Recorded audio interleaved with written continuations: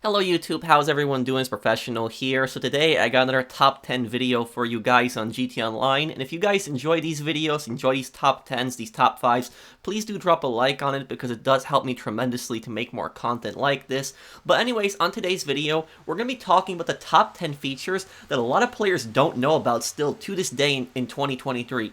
Some of these things are things that have been in the game since day one, some of them actually have come in later updates, but regardless, these 10 things are actually some pretty useful features in the game, and I have seen so many players, you would be very surprised by how many players actually do not know about a lot of these things. Now, some of these things you might have heard me mention before in my guides, because I talk about these things in my guides, but the point of this video is talking about features specifically that a lot of people do not know about. So I hope that you guys enjoy this video, top 10 features that a lot of people don't know about in GT Online. Hope you guys enjoy it. Starting off at number 10, players will move over seats. Now, I know that this one might seem kind of stupid, but what I mean by this is, let's say that you have like a vehicle right here, like a four-door. I have the Stafford. You have somebody in the front, and then you have somebody in the back seat. What I've seen a lot of players do is players in this game, they actually run around the side of the car when somebody's in the back seat, so they can get in the other seat. However, what if I was to tell you, you can actually go up to the same door where somebody's actually sitting, and you can press the enter button. And what will happen is, if that person has a spot over on the side, they will actually move over. So you guys see, my friend was she was sitting in the back seat there. I got in from the same door that she was actually sitting in. When I press triangle on the PlayStation to get into the car, she automatically moves over a seat. Take a look at this a second time. This happens again right here. We tried it in a different vehicle. And so this will work in pretty much whatever vehicle is a four-seater. If you actually try to get in the back, the person will actually move over. And here you can actually see it in first person. So I'm actually sitting here. My friend, she tries to get into the car, and what happens? I automatically move over. This will actually save you a little bit of time instead of trying to run around the vehicle constantly. I don't see this really working with helicopters, but it does work with pretty much every single land car that is four-seaters. So next time, when you're trying to get into a vehicle with other players and there's a spot next to that player, you don't have to run around the side of the car. Just press triangle or whatever the enter button is, Y on the Xbox, and whatever key it may be on the PC. That player will automatically move over, and you can get in the car instead of running around. It'll save you a little bit of time. Next at number 9, we have Biker MC formation abilities. Now, a lot of people actually don't know about this, even though this was added back in the Bikers update in October of 2016. I think the reason a lot of people don't know about this is because people don't ride in formation as motorcycle clubs. But basically, if you are the MC president and you invite a few of your friends to the motorcycle club, basically what you gotta do is you gotta go to management, and you gotta go to riding formation right here, and you would activate this as lead if you are president. And when you activate this as lead, basically this will create this like little orb that's on your map. You guys see it in the bottom left corner there. And what happens is anybody who is inside in your MC and they actually get into that orb, they will actually go as fast as your bike. So if your bike is actually going slower than them, their bike will match your bike's speed even if they try to hit full gas on it.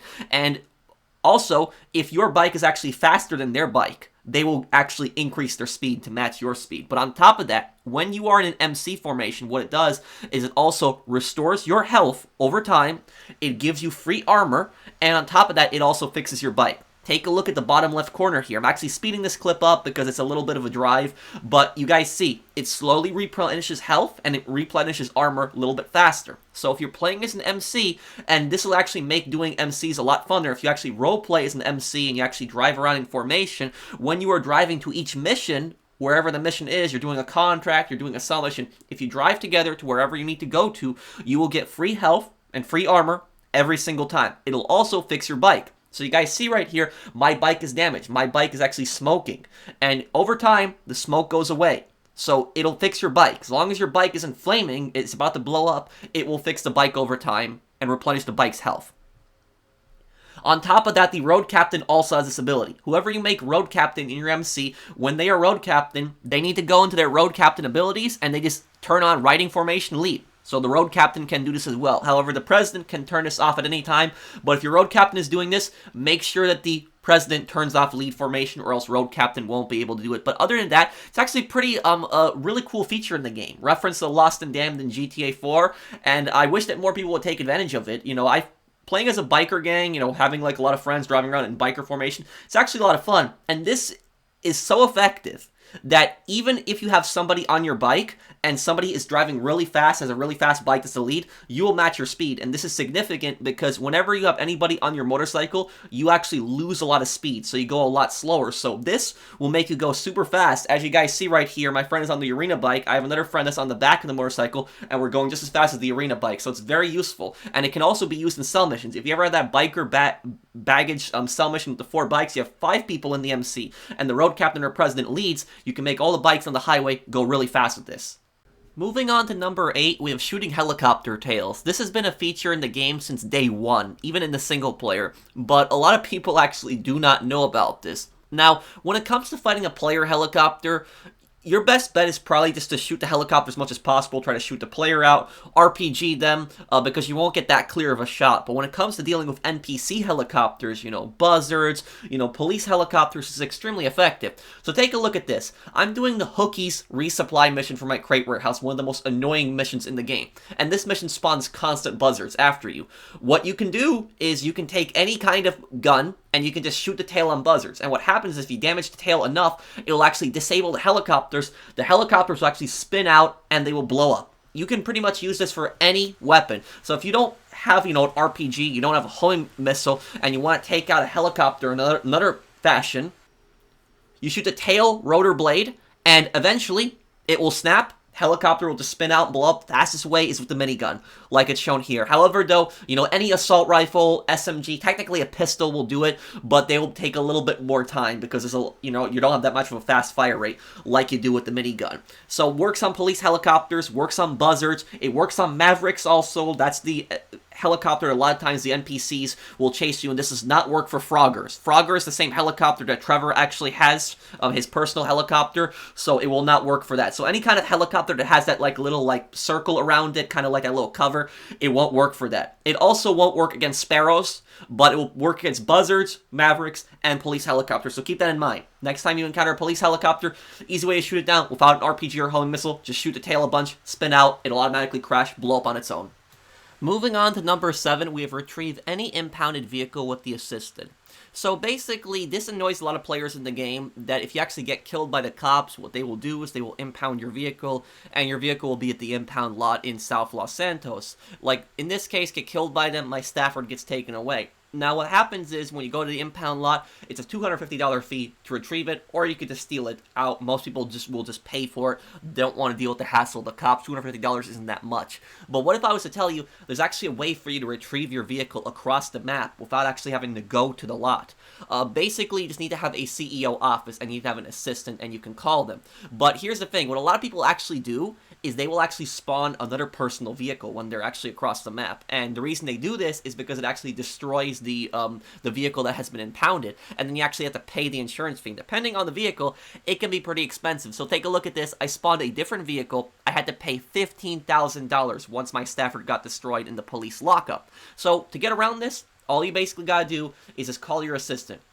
The assistant will charge you $1,000, but $1,000 is not that much to retrieve the vehicle, and the vehicle will actually spawn right in front of you, so you don't need to drive across the map depending on where you are to get it back from the impound lot. It's certainly better than paying $20,000, $15,000, whatever it is for the vehicle getting destroyed when you spawn another one. But you would be surprised how many people actually don't know about this. They don't know that you can call the assistant even so many years later just to retrieve your vehicle when it's been impounded.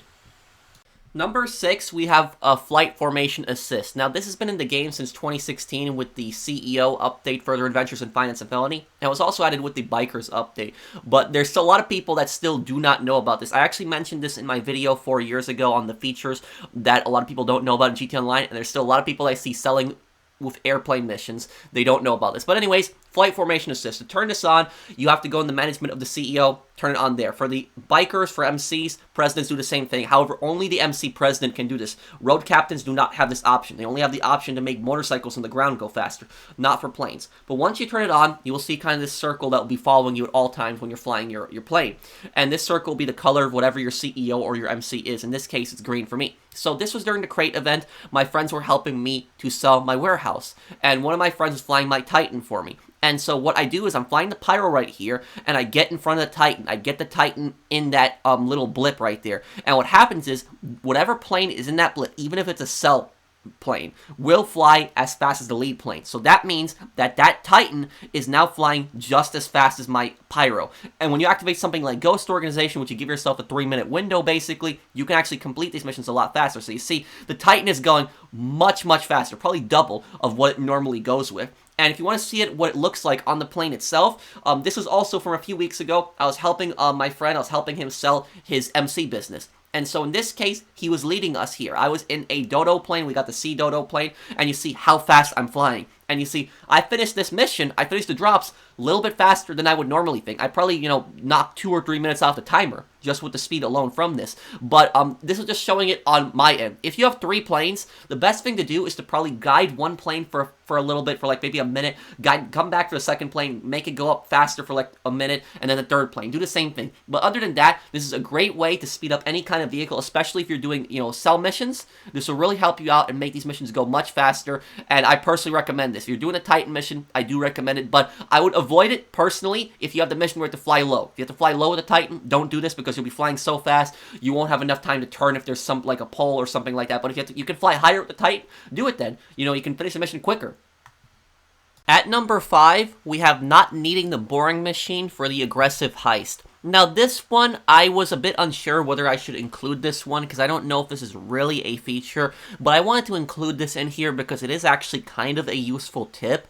But basically with the casino aggressive heist, you don't need to complete the boring machine more than once. When you're doing the aggressive heist, the boring machine is that big drill that you have inside, you bring down into the sewer, you steal it, and it just lets you do the sewer entrance, which is the easiest way to do the heist. You only need to do the mission once, and when I say once, just once forever.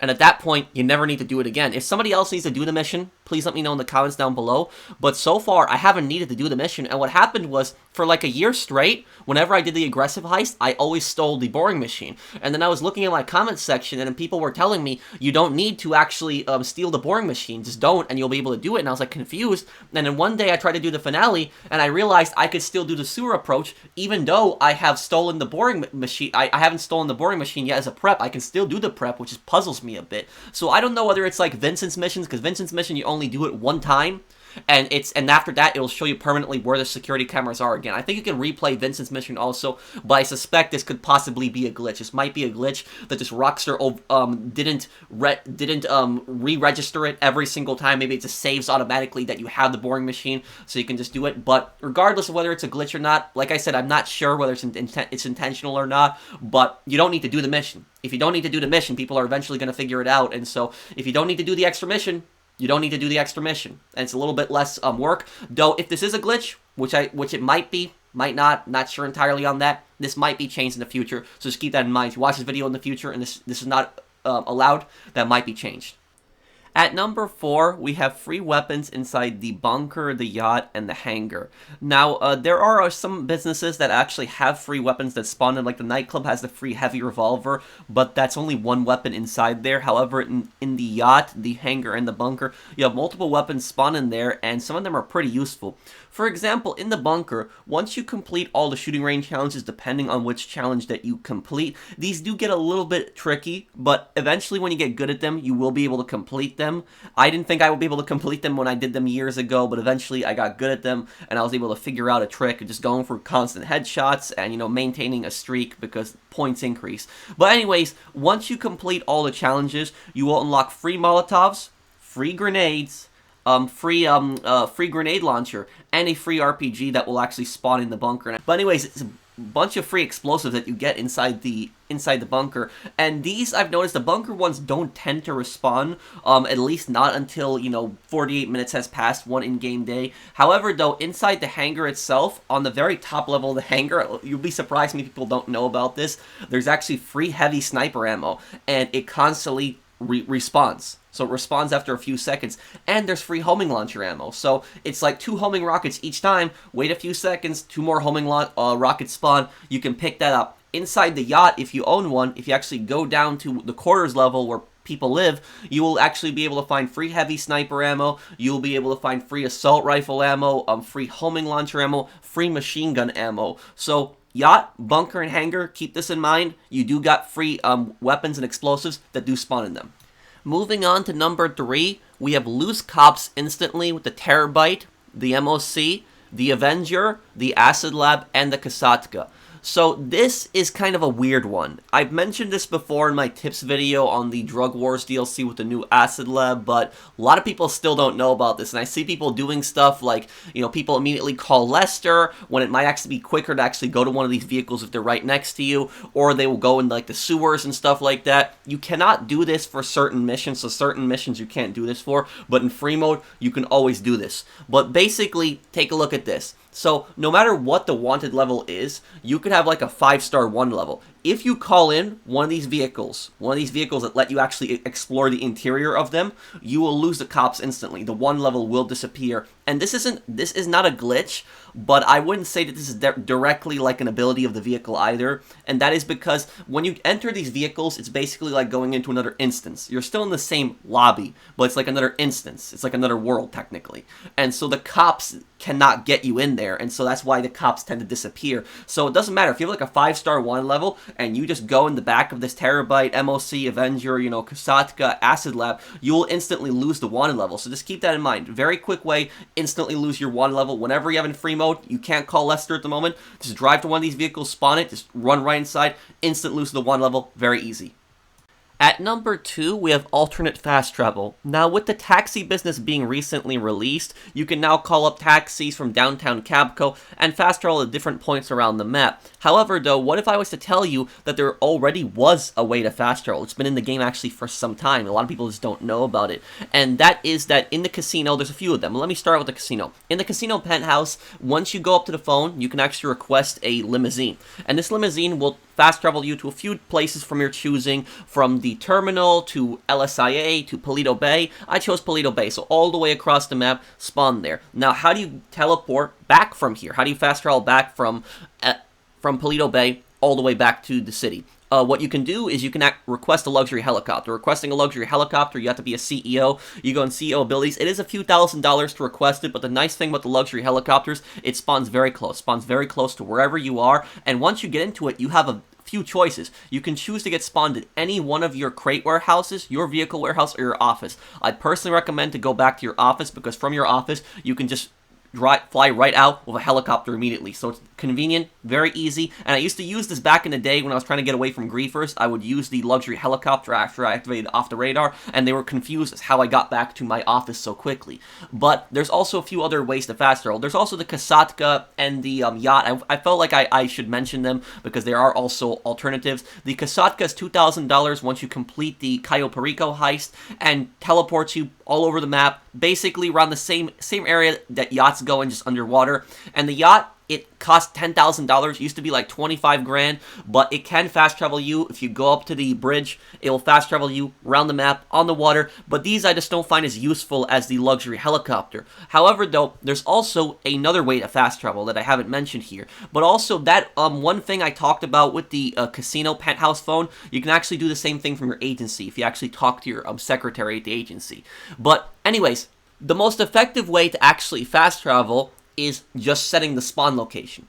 So when you actually go into your interactive menu, you can choose your spawn location from everything from your, office to your nightclub, to your apartment, to your stilt house, to your yacht, to your Kasatka. There's just so many places that you can choose as your spawn location, and these places are all over the map. And if you are playing by yourself, I recommend doing this. If you're playing with your friends, I could see them getting annoyed because they'd have to follow you lobby to lobby. But if you're playing by yourself, this is the most effective way to fast travel, and it's totally free. I'll give you guys a perfect example. I'm setting my spawn location as the office, my office. And what I do is I spawn crates. I pick up the crates, I deliver them to the warehouse. What do? Find new session immediately after setting my spawn location to the office. Find new session, invite only session. With the next gen version of GTA 5, you can just load in really quickly. So just load in, less than 30 seconds, you're back at your office really quickly like that. You get on the computer, you order more crates, deliver the crates, then all you gotta basically do, just spawn right back at your office. Note, there is a 5-minute cooldown on that crate warehouse,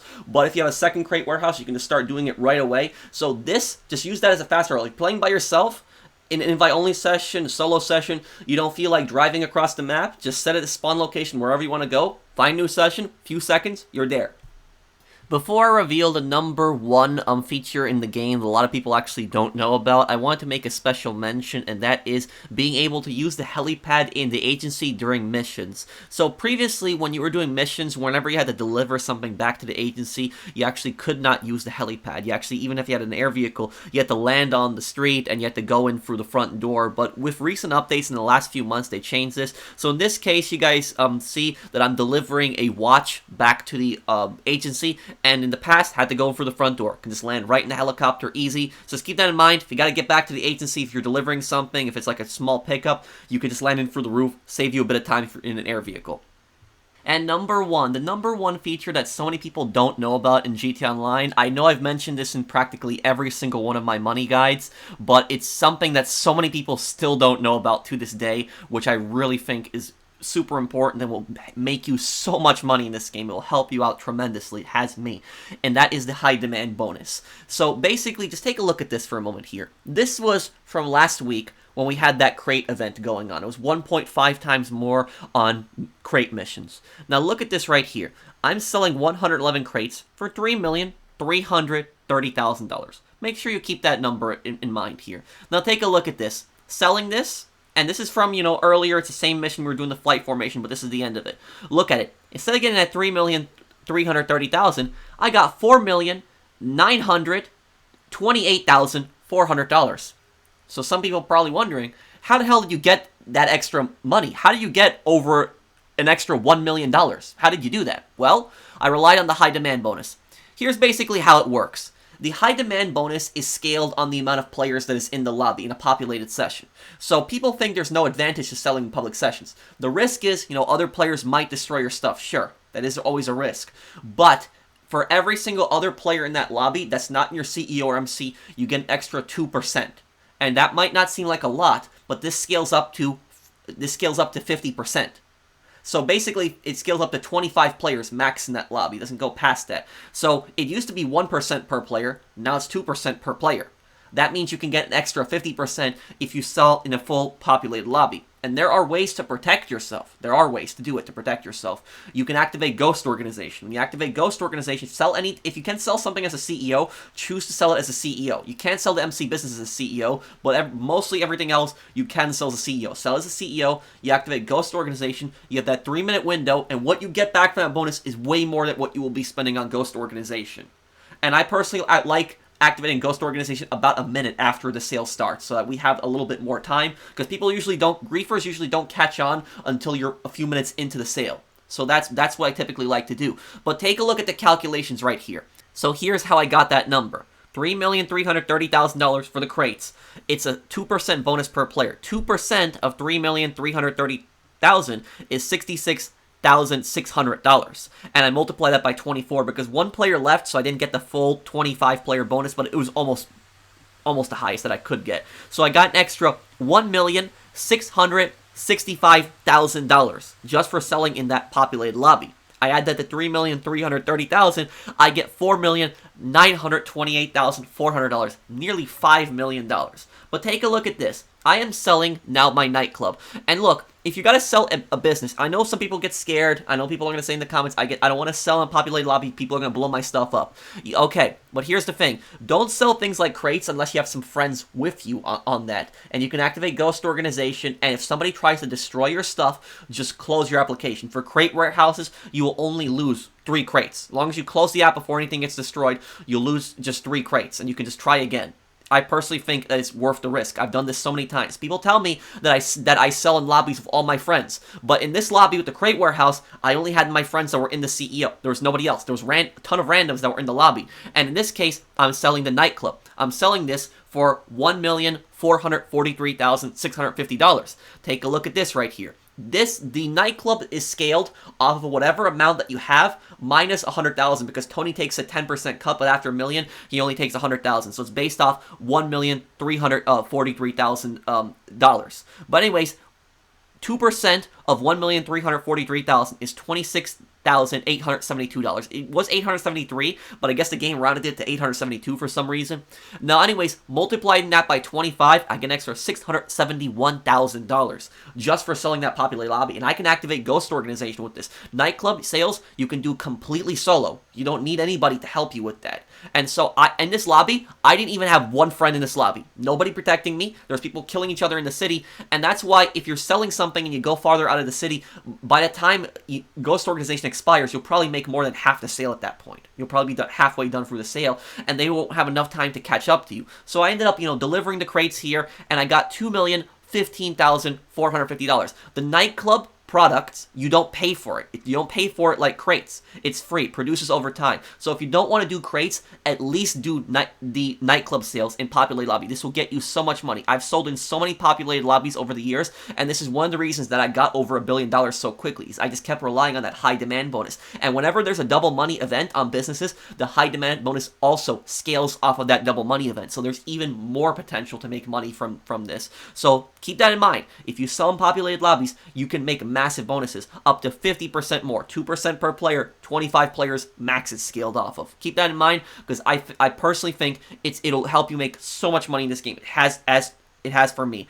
But I'm sorry that I keep repeating myself on this, guys. I know I've mentioned the high demand bonus in so many guides, but there are so many players that they still don't know about the full effectiveness of the high demand bonus. And I see this happen all the time. Whenever, I'm streaming, or I do any kind of sale on a video, I see in the comments, people ask me, how did you get way more than what the sell target was? How did you get more than that? And I explained it's the high demand bonus. People don't know about this. So many people don't know about this still years later. But thank you guys for watching. Hope that you guys enjoy this video. Is there any other features that I missed? Let me know down below. Hope you guys enjoy the video. Sorry for it being kind of long. I was trying to keep it under 20 minutes, but I guess I was just trying to stress how important a lot of these things are, and went a little bit over that. But thank you guys for watching. I do really appreciate the support on these videos. And if you guys do enjoy videos like this and content like this, please do drop a like, because it does help me to make more content like this. Thank you guys for watching. I'll see you guys on the next one. Take care, everyone. Have a wonderful day, guys.